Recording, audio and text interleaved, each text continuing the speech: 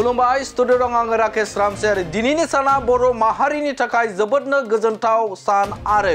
बर' माहारिनि थाखाय मोनसे देरगाथाव सान। बिटिआर गोजोन गोरोबथा बे गोजोन गोरोबथानि उनाव फिन बर'फोरा बे समाव मोननो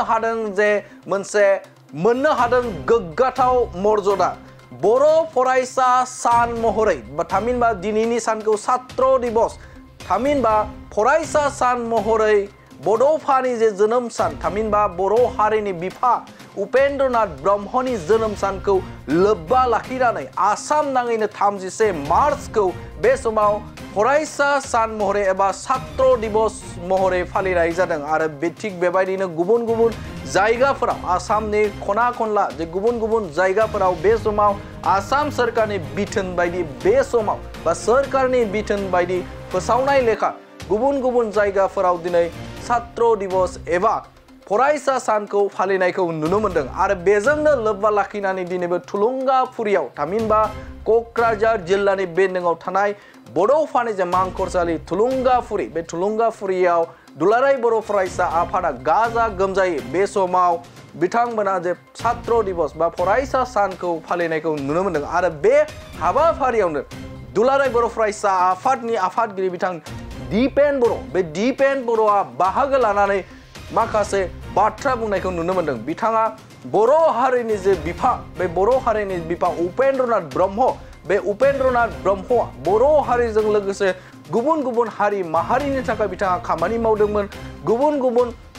माहारिनि थाखाय बिथाङा सानदोंमोन आरो बिथांनि सान्थौ आरो सानस्रि बे सान्थौ आरो सानस्रिखौ नोजोर बोनानै बे समाव भारत सरकारनाव बिथाङा दाबि खालामदों जे बड'फाखौ बे समाव भारत रत्न बा बड'फानि मुङाव भारत रत्न गथायनांगौ होननानै बिथाङा बुंथिनायखौ नुनो मोनदों। सिगाङावनो बर' हारिखौ गेरेमसा हारि जौगानायनि थाखाय जि मोनसे हाबा मावदोंमोन, गोग्लैसोनाय नासयजानाय सुबुंफोरनि थाखाय हारिनि थाखाय जि हाबा मावदोंमोन आरो नासयजानाय गोग्लैसोनाय हारिनि थाखाय जि मोनसे थुलुंगानि नेरसोन हिसाबै दिनै बड'फाया आदर्शनि बेक्ति जानानै थाबाय आरो बेखायनो भारत राष्ट्र निर्माण बर' हारि दानाय बर' हारि गेरेमसा हारि दानाय बे गासै बिथिंखौ नोजोर बोनानै भारत सरकारा बड'फानो फैबाय थानाय समाव भारत रत्ननि मर्यादा होनांगौ, भारत रत्ननि मान होनांगौ। बे समाव दुलाराय बर' फरायसा आफादनि आफादगिरि बे आफादगिरिया भारत सरकारनाव दाबि खालामदों जे बे बड'फानि मुङाव भारत रत्न गथायनांगौ होननानै बाथ्रा बुंनायखौ नुनो मोनदों। थारैनो बर' माहारिनि थाखाय बेयो जोबोदनो मोनसे थुलुंगा आरो बाख्नायजाथाव होननानै जों बुंनांगोन। मानोना दिनैनि जे सान बे दिनैनि साना बर' माहारिनि थाखाय मोनसे गोग्गाथाव आरो थुलुंगाथाव सान। मानोना आसाम नाङैनो दिनैनि सानखौ बोसोरफ्रोमबो फरायसा सान महरै थामहिनबा छात्र दिवस महराव बड'फानि जे बिमुं थामहिनबा बड'फानि जे जोनोम सान बे जोनोम सानखौ लोब्बा लाखिनानै फालिनाय जागोन। बे समाव नोंथांमोना बड'लेण्ड बुब्लिनि गेजेरजों बे समाव नैबे बाथ्रा थामहिनबा फरायसा सान फालिनायजों लोब्बा लाखिनानै दुलाराय बर' फरायसा आफादनि जे आफादगिरि बिथां दाबि खालामनाय थामहिनबा बड'फानि मुङाव भारत रत्न जे बान्था गथायनांगौनि बाथ्रा बुंथिनायखौ नुनो मोननाय खौरांखौ नोंथांमोननि गेजेराव होबाय। गोजोन्थों। दतमायाव थुलुंगाफुरियाव दुलाराय बर' फरायसा आफादनि 68थि बड'फानि जि गोथार जोनोम सान दुलाराय बर' फरायसा आफादा बेखौ दिनै फालिदों आरो बे सानखौ जोङो फरायसा सान हिसाबै गोलाव समनिफ्राय जों फालिबोदों। बे एखे सानखौनो आसाम सरकाराबो एबसुनि आरो बर' रायजो राजानि दाबिखौ मान होनानै थांनाय बोसोरनिफ्राय आरो देग्लाय बोसोरबो स्टेट मोनसे अनारनि गेजेरजों फरायसा सान हिसाबै बिथांमोना स्कुल कलेज इउनिभारसिटियाव फालिदों। बे जोंनि थाखाय गोग्गाथाव आरो बिनि थाखाय आसामनि गिबि मन्थ्रि बिथांखौ आं फिन खेबसेबाव धन्यबाद होदों। फरायसा साननि गासै बर' आइ आफा रायजो राजा आसाम आरो भारतनि सुबुंफोरनिसिम गाहाम हामलायनायखौ बावहरबाय। बड'फानि सोरगोआरि जिउमानि आलो गोजोननि थाखाय आफा इसोरनि खाथियाव आर'ज गाबदों। जों बयबो मिथिगौ बर' हारिनि अबस्थाया मामोन आरो दिनै मा अबस्थायाव जों सफैखो। 1986-87 जि मायथाइयाव बड'फाया एबसुनि आफादगिरि हिसाबै बिबान लादोंमोन आरो बिनि सिगांनि सम आरो उननि सम जि मोनसे गोग्लैसोनाय नासयजानाय गादबजानाय बर' हारिनि थासारि जोंनि राव जोंनि थुनलाइ जोंनि हारिमु मोस्लेर जालांनाय मोनसे थासारि जोंनि सोलोंथाइ जोंनि रांखान्थि अबस्थाया मोजां नङा जौगानायनि मुङाव लामा दालां स्कुल कलेज इउनिभार्सिटि बे मोनसे गोब्राब थासारियाव बड'फाया एबसुनि बिबान लानायनि उनाव बर' हारिखौ खौसे खालामनायनि मोन्थोरजों बुहुमनि बर'फोर खौसे जानांगौ Bodos of the world unite unity through struggle live and let live थां आरो थांनानै थानो हो बर' हारिनि गेरेमसा हारि दानाय मास्टार रेसनि स्ल'गान बे गासै बिथिंखौ बिथा खालामनानै आलादा रायजो बड'लेण्डनि थाखाय बिथाङा दाबि दैखाङो आरो दिनै बे आलादा रायजोनि दाबिनि गेजेरजोंनो बिएससि गोरोबथा बिटिसि गोरोबथा बिटिआर गोरोबथा दिनै जों मोनसे सान्थि आरो गोजोननि मोनसे थासारि मोननो हाबाय आरो जोङो जि मोनसे राजनितिक गणतान्त्रिक आरो संबिधानिक अधिकारनि थाखाय आवाज दैखांदोंमोन दिनै 1000 2000 नङा 5000निबो बारा मुंख्लं जानो गोनां जाबाय जाय सुबुंफोरा बेसेन गोसा जिउखौ हारिनि थाखाय आरोबाव माने अबदान होनो हाबावगौमोन नाथाय बे सोमावसारनाया सान्तिपूर्ण गणतान्त्रिकब्लाबो गोबां माखासे थासारियाव बे जि शहीद जानो गोनां मुंख्लं जानो गोनां जानाय थासारिया फैबाय जायखिजाया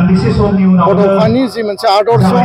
बे महान आदर्शखौ दुलाराय बर' फरायसा आफादा गोथाङै लाखिनायनि थाखाय इयुन जोलैनो होलांनायनि थाखाय बुहुमाव थांना थानाय साफ्रोमबो बर' सुबुङा बड'फाखौ जेब्लाबो गोसो गोरबो सानस्रि मेलेमाव गोसोखांबाय थानो हायो बेनि थाखाय हाबा मावलांनो दिनै फिन खेबसेबाव एबसुनि साफ्रोमबो मावथि बिबानगिरिफ्रा जोङो समायखिरा लाफिनबाय आरो जोङो गोथार गोसोजों गोब्राबै जों हाबा मावलांगोन बड'फानि जि मोनसे थांखिमोन आलादा रायजो बेखौ बिथा खालामनानै दिनै बिटिआर मोनसे ओनसोल फिसा ओनसोलनिफ्राय गिदिर आरो गुवार ओनसोल जोङो बेयाव मोननो हाबाय आरो नीलाचल जि दाबि दंमोन बे नीलाचल दाबिनि ओनसोलखौ लानानै Bodo' Kachari welfare autonomous council Karbi Anglong Dima हासावनि बर'फोरनि हाजोआरि मोनथाय एसटि हिलनि जि दाबि बिनि सुस्रांनायनि थाखाय जों हाबा मावगासिनो आरो बेखायनो जों सानो जे बड'फानि जि सिमां मोनसे लेभेलाव दिनै जोङो मोनफैबाय आरोबाव आद्रा सिमांखौ जोङो फुल फ्लेजेडलि जोबथा थांखिसिम सहैनायनि थाखाय जों मावलांनांगोन जि मोनसे थांखिनि गेजेरजों आसाम सरकारा बड'फाखौ मर्यादा होदों फरायसा सान खुंदों आरो बे एखे स्पिरिटखौ